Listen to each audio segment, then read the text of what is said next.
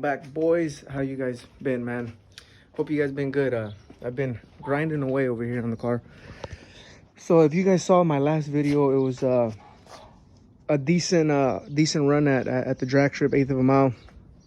I was able to pull one of my personal bests on this car with a 6.6. I believe almost about 108 miles per hour, which is pretty good. I was impressed. Which was still about I think about 11 pounds. To be honest, right around the setup, maybe 12, little between 11 and 12. But since then, you know, I was doing some more testing, and it turned out I was more than likely having a valve flow issue. So I addressed that, put it down for about a month, ordered up new valve springs for it, same ones. I was planning on upgrading, but to be quite honest with you, a little low on the funds. I just had a baby born about a week ago, so I'm trying to make sure they're taken care of. So I just got the original Boss 302 valve springs that came originally on the Gen 2. That I didn't know that, so I did my research, got the whole service manual and everything. Originally this Gen 2 came with Boss 302 valve springs that came in obviously the Boss 302, so they're solid. They're capable up to about 8,000 RPMs, especially since I'm still using the stock 15 to 17 Manny. You know, I'm not gonna see 8,000 RPMs. I'm seeing 7,500, and then, you know, we shift. So that's why I was kind of content buying new, you know, OEM springs, seeing that they're good for me for about 40,000 miles, which is now abused. Motor's been worked, nitrous turbo. You guys seen my videos. We've been pushing her.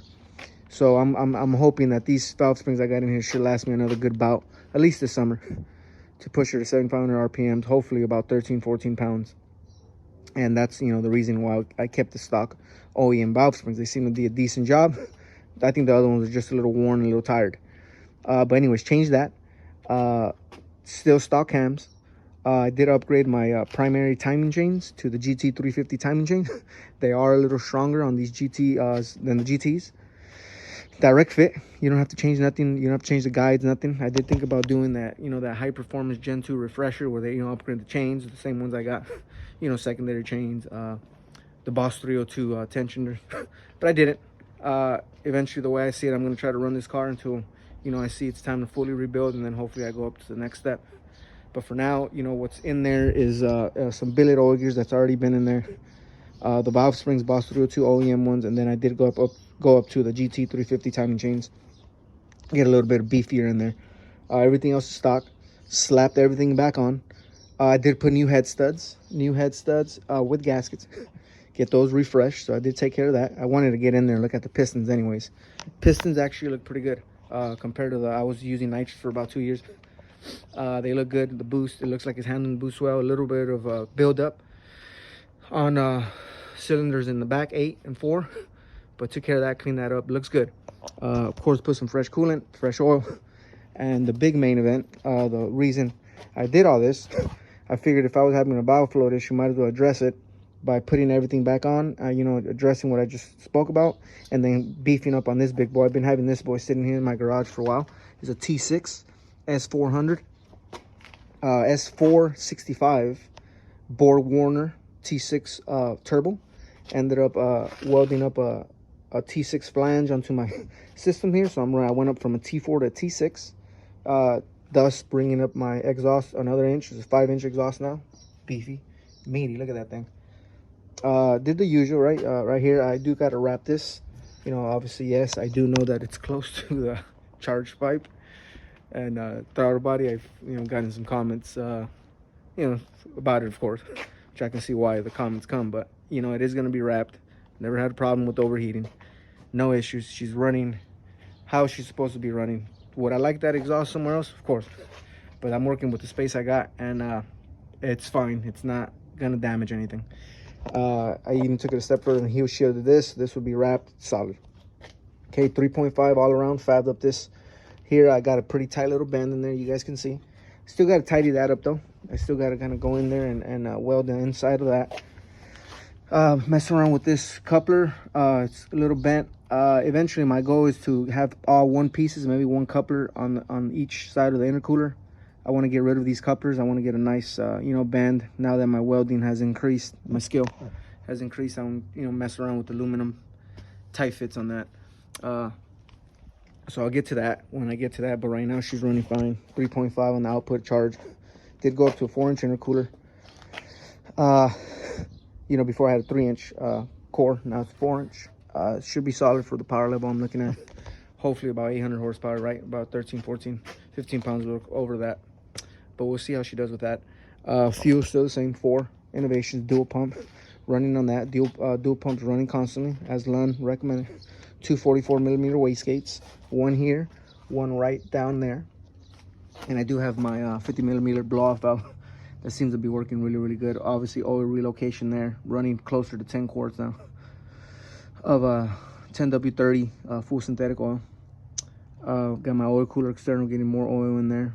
Trans cooler bigger. Mission motor radiator. She's running good. She's running clean. Did a decent run on her today. Didn't go anything past 194 degrees on coolant temp. Happy with that. Right now, I'll get in her, start her up for you guys. Let her, you know, let you guys hear per.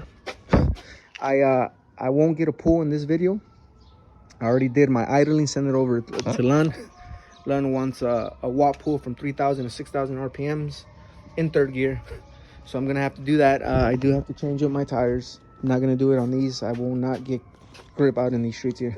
Gotta go with my slicks, so I gotta prepare that. But before I do that, I was good enough for startup, good enough for idle, good enough for slow RPM climbs. But I am not running a dump tube here yet. I'm not gonna do that. I've done that before, destroyed my wiring here. Had to replace that, so I gotta fab something up here because I had to move this because look how close. Look at the fitment, man. It's literally spot on. So I'm gonna have to run a tube here, get a tight, almost 180 bend here, go underneath this fuel line. This fuel line can come up a little bit, and I want to come back through here because I do not want to make, you know, a million holes in my hood. I already do not like how I made that hose. That hole, I already kind of have to mess with that. I'm gonna try to clean it up, but I'm trying to minimize the holes. I have the skill, to be honest, to make a new dump tube that's gonna come up right through here. It's gonna look pretty cool. So get that situated, and it's gonna look pretty nice. So I got a little couple things I gotta do before I can do a watt pull. Coolant seems to be holding well. Yeah, car's coming along, fellas. Stay tuned, man. Won't get into much more. Just wanted to update you guys on what I have so far going on. Got a lot going on. Got a kid in there now, so you know, that's why I kind of just been doing a lot of short videos. If you guys are staying up with me, you guys see a lot of the progress on that. But yeah, I want to make one long video for you guys to see exactly what I'm doing with this thing. She seems to be doing really well. At least let me get a startup for you guys, kind of let you guys hear a little bit, and that way you guys can see what I've been up to. Oh yeah, got my boost controller, of course, trans brake. Let's go ahead and go look at that turbo spin. It smells nothing like E85.